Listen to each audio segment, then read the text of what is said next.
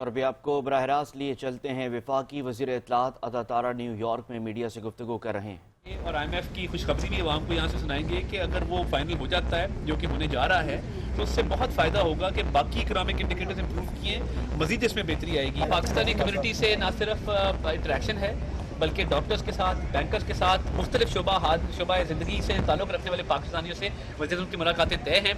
और मेरी कोशिश होगी बतौर वज़ीर इत्तलात आपको लम्हा ब लम्हा बाखबर रखूँ और एक इंटरेक्शन मीडिया के साथ भी करेंगे और आपको इंशाअल्लाह ताला खबरों का फ्लो जो है वो टाइम के साथ साथ मिलता है। बहुत सारी अहम मुलाकातें हैं, बायलैटरल मीटिंग्स हैं, वो आपको हम साथ साथ शेयर करते रहेंगे। आइसोलेशन के शिकार मैं क्यों कहता हूँ? एक तरफ आपने सीपेक बंद कर दिया, इन्वेस्टमेंट सीपेक की स्लो डाउन कर दी, दूसरी तरफ अमरीकी साजिश का इल्ज़ाम लगा दिया, आपने ईस्ट भी नाराज़ किया, वेस्ट भी नाराज़ किया, मिडल ईस्ट के दोस्तों को भी नाराज़ किया। आपने कहा जी मैं बेहतर जानता हूँ। मैं उस पॉलिटिक्स में जाना नहीं चाहता, मगर फॉरेन पॉलिसी तब क्या थी, अब क्या है, बेहतरी कैसे आई है, वो आप खुद उसके जज हैं। चीज़ें काफ़ी बेहतरी की तरफ